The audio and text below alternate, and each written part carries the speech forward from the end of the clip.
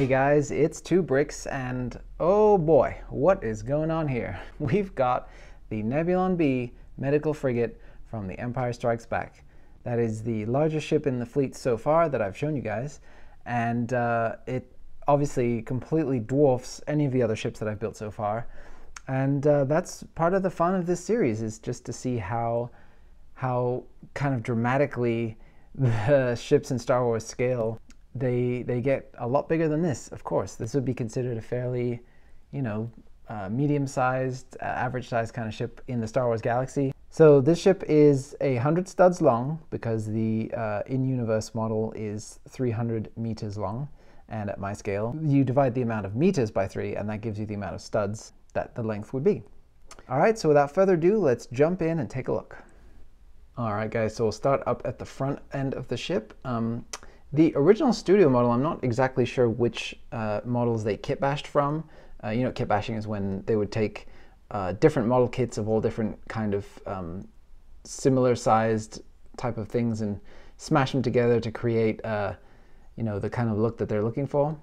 That was something they did a lot in the original trilogy for building their ships. So I think this was sort of a submarine, or maybe the hull of a ship turned upside down that kind of formed the front of it.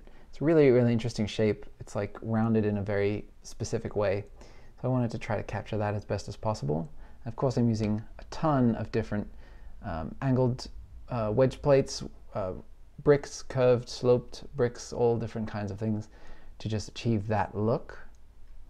And then it transitions into this from the darker front into this lighter gray paneling on the side. And it has this nice kind of angles, out and in. And then you have this giant array of antennas coming out of the top, or a sensor array, or whatever that's officially called. The real model has these kind of descending down through a hole in the plating and then coming through and coming out the other side. And I tried to just indicate that, but I didn't really have the ability to actually create a physical hole to put those through without kind of redoing a whole ton of the internal structure. So I just kind of try to indicate that by having, some on top and some on bottom. I think it works okay.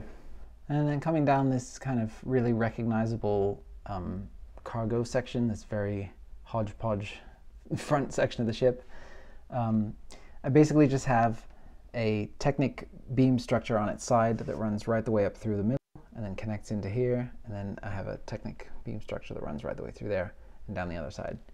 So everything is just kind of attached on either to the front of that, attached onto the behind of that, or clamped onto the sides.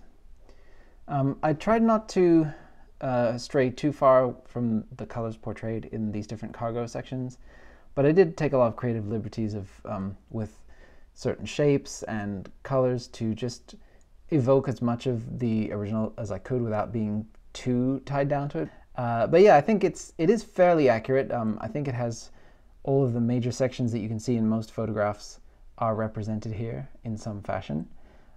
What I was most surprised to learn about the ship, actually, when building it, is that this is the bridge of the ship. I always assumed that up there, that was the bridge of the ship, because it just seems like from conventional ship design in our world, that's where I would expect the bridge to be. But it makes a lot of sense if you think about, this forward position where you can see everything that's happening above and below. So yeah, if you're ever trying to disable a medical frigate, Empire, that's where you should aim, just an FYI. And then, so I wanted to have, initially the plan was to have the Technic structure come down and then into a long stand underneath. And then all of this would be supported by just having a super duper strong Technic structure in here holding it together. That plan didn't end up working out, and I didn't want to stress and break my Lego parts.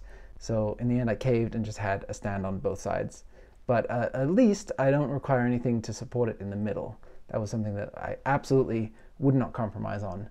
And actually, I have a tips and tricks video that I'm going to be making for you guys soon. And the technique that I used to get this to be ultra strong in the middle, I'll be showing that to you guys in that video.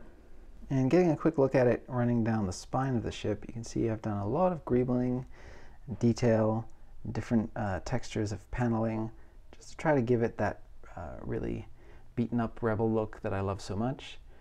I'm trying to keep it fairly tiled off for the most part, but letting the studded areas that are there shine through. Like for example, most of this is all tiled off, and then you just have a few patches through here where some studs are poking through. And I just think like the mixture of that is something that's important to get right when portraying large ships like this, because you really want to get the feel without obscuring kind of the big shapes too much with just having studs everywhere. So I think it's a tricky thing to figure out. And then under here is the part where the Millennium Falcon docks with the ship in The Empire Strikes Back.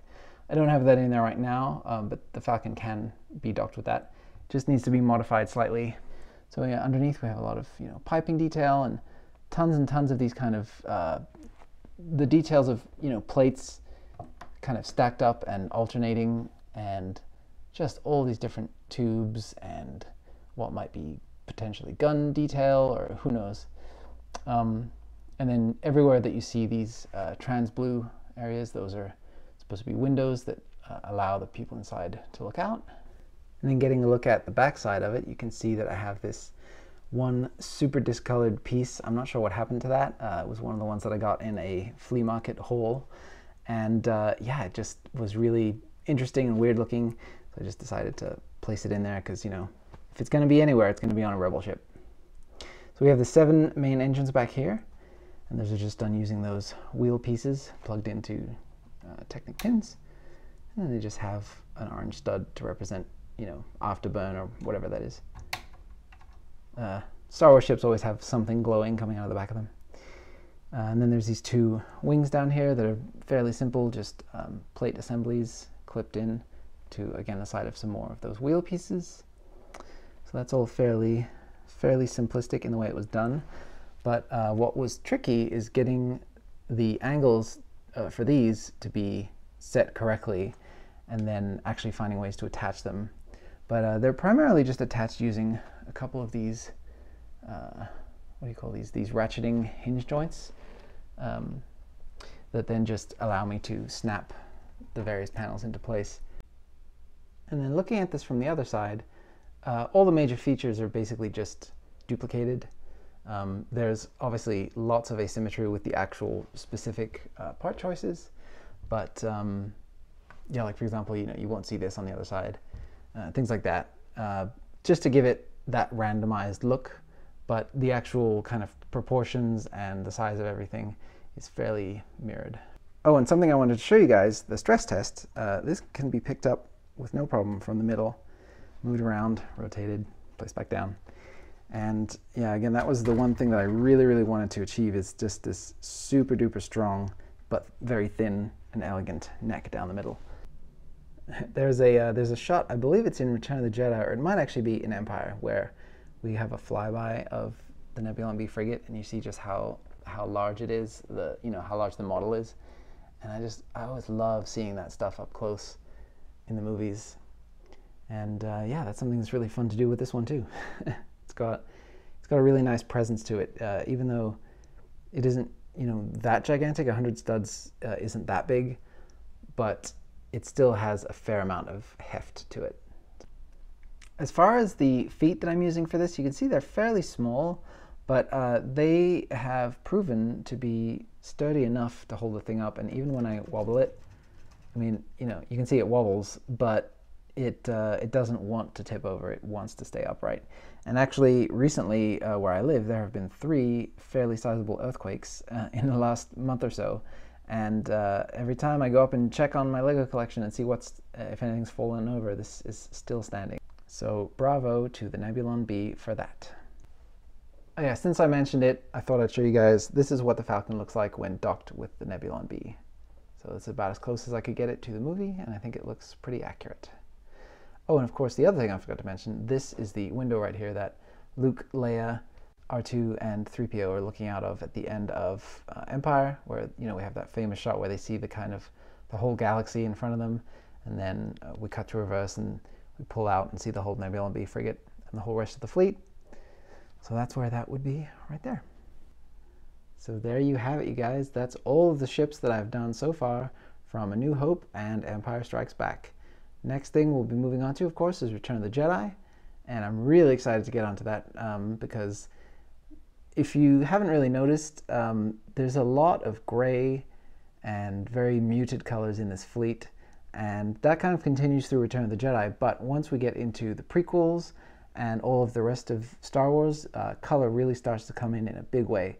So I'm really excited to show you guys a lot of the super colorful, interesting models that I have for the other eras of Star Wars. Alright guys, so if you liked the video, go ahead and thumbs up and subscribe for more videos. And if you guys didn't like the video, thumbs down, let me know why. And I will be back with the next in the series as soon as I can. And yeah, thank you guys so much for tuning in and for supporting the videos so far. This series has been so fun to do, and I'm just really excited for episode 9 to be here, so I have a bunch more new ships to make. Alright guys, so I'll see you on the next one. Thanks very much, and may the Force be with you.